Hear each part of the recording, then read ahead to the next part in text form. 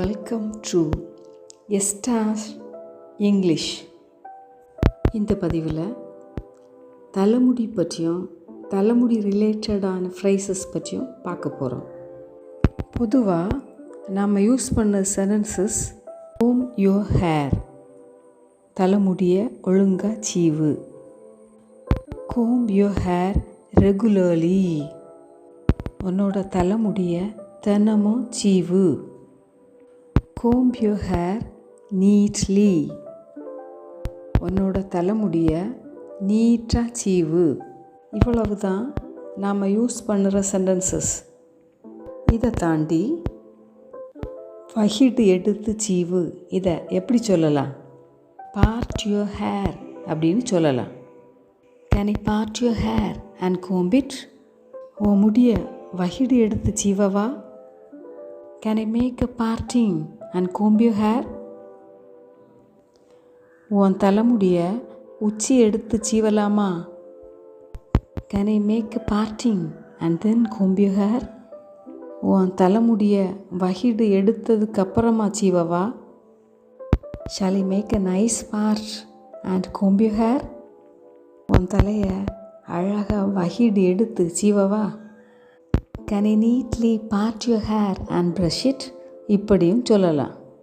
தலைமுடியில் சிக்க எடு, இதை எப்படி சொல்லலாம்?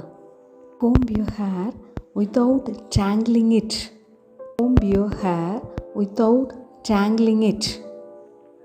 உன் தலைமுடியை சிக்கு இல்லாமல் சீவு. Comb your hair smoothly without it tangled. இப்படியும் சொல்லலாம். அல்லது detangle your hair, detangle your hair இப்படியும் சொல்லலாம். தலைமுடியில் இருக்கும் சிக்கலான முடிச்சுக்களை நம்ம tangles அப்படின்னு சொல்லலாம். My hair is full of tangles. என் முடி முழுவதும் சிக்கலாக இருக்குது. Her hair is full of tangles.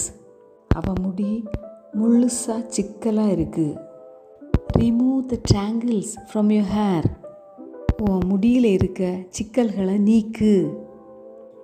அல்லது detangle your hair அப்படின்னு சொல்லலாம். அல்லது get the knots out of your hair இப்படியும் சொல்லலாம். இனி நீ ஏன் வகிடு எடுக்காமல் சீவி இருக்க அப்படின்னு எப்படி கேட்கலாம் அப்படின்னு பார்ப்போமா? Why didn't you part your hair? Why didn't you take a parting on your head?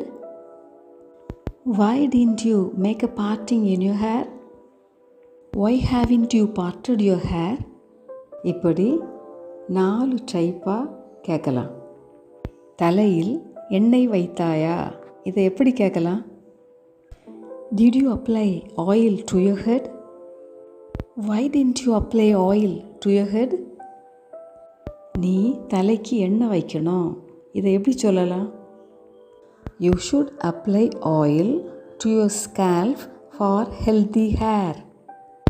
You should apply oil to your head for healthy hair இப்படியும் சொல்லலாம். தினமும் தலைக்கு ஆயில் வைக்க மறந்துடாத, இதை எப்படி சொல்லலாம்? Don't forget to apply oil to your head regularly. Don't forget to apply oil to your head regularly. நான் எப்போவுமே குளிக்க முன்னால் ஆயில் வைப்பேன், இதை எப்படி சொல்லலாம்? I always apply oil to my hair before washing it. I always apply oil to my hair before washing it. தலைக்கு oil வைப்பது blood circulation-ஐ இம்ப்ரூவ் பண்ணும், இதை எப்படி சொல்லலாம்? Applying oil to your head helps improve blood circulation அப்படின்னு சொல்லலாம். தலையை சொரியாத, இதை எப்படி சொல்லலாம்?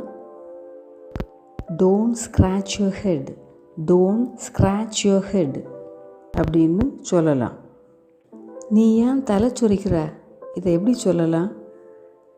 Why are you scratching your head? எப்படி சொல்லலாம்? உன் தலையில் பேன் இருக்கா, இதை எப்படி சொல்லலாம்? Do you have lice in your head? இப்படின்னு கேட்கலாம். நீ ஆன்டி லைஸ் ஆயிலை அப்ளை பண்ணணும், அதை எப்படி சொல்லலாம்? You should apply anti lies oil அப்படின்னு சொல்லலாம். உன் வீட்டில் பேன் சீப்பு இருக்கா, அதை எப்படி கேட்கலாம்? Do you have lice comb at your home? Do you have lice comb at your home? அப்படின்னு கேட்கலாம். நீ உன் தலையை பேன் சீப்பால் சீவ வேண்டும், இதை எப்படி சொல்லலாம்? You should comb your hair with lice comb அப்படின்னு சொல்லலாம். நீ ஒரு வாரத்தில் ஒரு முறையாவது ஷாம்பு போட்டு குளிக்க வேண்டும், அதை எப்படி சொல்லலாம்? You should take shampoo bath at least once in a week. You should take shampoo bath at least once in a week. What is the thing that looks in white on your hair? உன் தலையில் வெள்ளைய தெரிவது என்னது? They are the eggs of lice. அவை பேனோட முட்டைகள். How do we say eggs of lice in English? பேன் முட்டைகளை ஆங்கிலத்தில் எப்படி சொல்லலாம்? They are nits. Nits அப்படின்னா குட்டி பேனை எப்படி சொல்லலாம்? குட்டி பேனை இங்கிலீஷில் நிம்ஸ்ன்னு சொல்லலாம். There should be no lice in your head. உன் தலையில் பேனே இருக்கக்கூடாது.